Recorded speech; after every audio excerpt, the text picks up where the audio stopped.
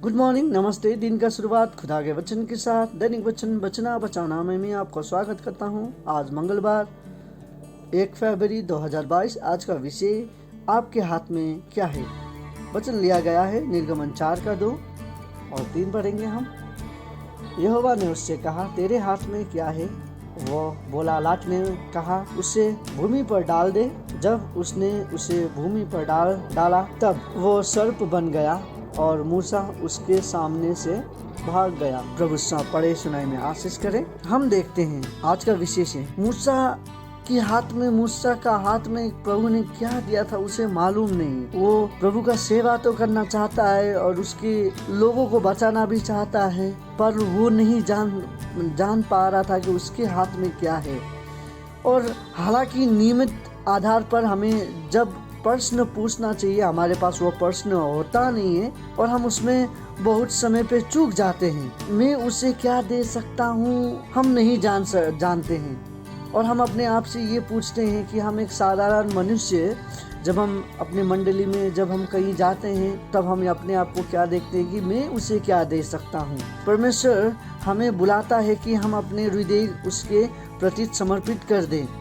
जब हम ऐसा करते हैं तो सेवा पालन होता है। जैसा ही मूसा ने यह साबित करने की कोशिश की कि उसने परमेश्वर से बात की थी, परमेश्वर ने बस इतना ही पूछा, तेरे हाथ में क्या है। हम बहुत सारे समय पे हमारे हाथ में होता है पर हम नहीं समझ पाते कि हम क्या कर सकते।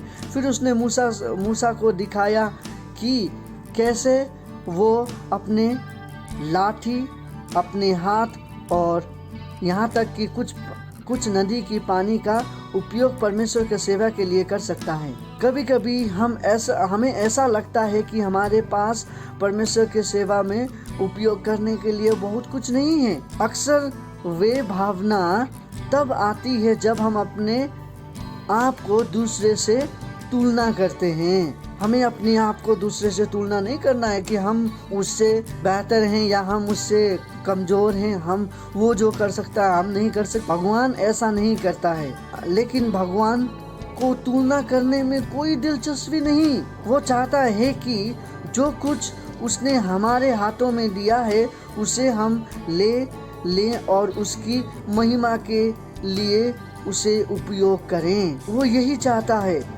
भगवान ने हमें क्या सौंपा है? क्या हम सारे पैसे, रिश्ते, योग्यता, समय का उपयोग करने के लिए तैयार हैं उसकी सेवा करने के लिए? हमारे पास बहुत कुछ होता है पर हमें समझ नहीं आता है कि हमारे पास क्या है। हम एक चुने हुए लोग हैं, आप एक चुने हुए लोग हैं। प्रभु आपको बढ़ाए, चलाए, आने वाला दिन में और भी आप बढ़े, मैं यही आशा करता हूँ। और आज वचन से हम ये जान सकते हैं कि आपके हाथ में भी क्या है, आपको जानना जरूरी है। उसको जानने के लिए हम क्या कर सकते हैं?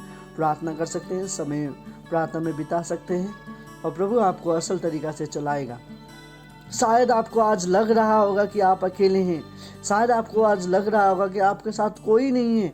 जब आप सच के लिए लड़ाई करते हैं, जब सच के लिए आप खड़े होते हैं, जो हमारा जनवरी का वचन पे हमने सुना था कि पहले भी प्रभु ने आपको कुछ कारणवश चुना गया है, लेकिन वो कारण के खिलाफ हम चलेंगे तो प्रभु हमें गिराएगा। आज बहुत सारे मंडली इस प्रकार का चल रहा है कि जहाँ पे पैसा, मंडली में सेवा नहीं हो रहा है, पैसा ही पैसा हो रहा है। मंडली नहीं बन रहा है पर पास्टर का घर बन रहा है, लीडर का घर बन रहा है। बाहर से तो बहुत पैसा उनके खाते पे आ रहे हैं पर चर्च में नहीं जा रहा है। बहुत सारे ऐसे लोग हैं, प्रभु उन सभी को आशीष करे। लेकिन हमें सावधानी से रहना है। हमें हर एक वचन को देखना है जो हमारे फादरी देते हैं हमें। मैं आज किसी फादरी के ऊपर उंगली नहीं उठा रहा हूँ, पर हमें हर एक वचन को घर पे जाके देखना है कि वो क्या कह रहे हैं और हमें उसे मगन मनन करना है, उस पर प्रार्थना करना है, अपने फादरी के ऊपर प्रार्थना करना है कि प्रभु आप अच्छी तरीक़ा से हमारे पास्टर को चलाएं बोल के। यदि हम ऐसे करेंगे तो हमारा पास्टर आगे बढ़ेगा, हमारा मंडली आगे बढ़ेगा और हम आगे बढ़ेंगे और प्रभु जो हमारे हाथ में दिया है हम उसे भी आगे बढ़ा सकते हैं। आपके हाथ में बहुत कुछ है, यदि आपका एक प्रार्थना से आपका मंडली सुधर सकता है, यदि आपका एक प्रार्थना से यदि आपका परिवार सुधर सकता है, तो हमें वो प्रार्थना करना चाहिए। हमें पीछे नहीं हटना चाहिए, हमें डर के पीछे नहीं हटना चाहिए। आपको मालूम नहीं है कि आपके प्रार्थना में क्या सामर्थ्य है। जब आप घुटने टीक के प्रार्थना करते हैं तब प्रभु उसका उत्तर देता है।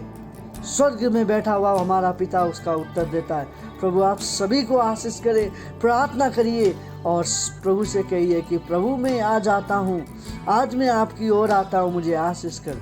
और प्रभु आप सभी को आशीष करेगा, आप सभी को प्रभु आशीष करेगा। आज का दिन आप सभी का शुभ जाए। सभी को धन्यवाद।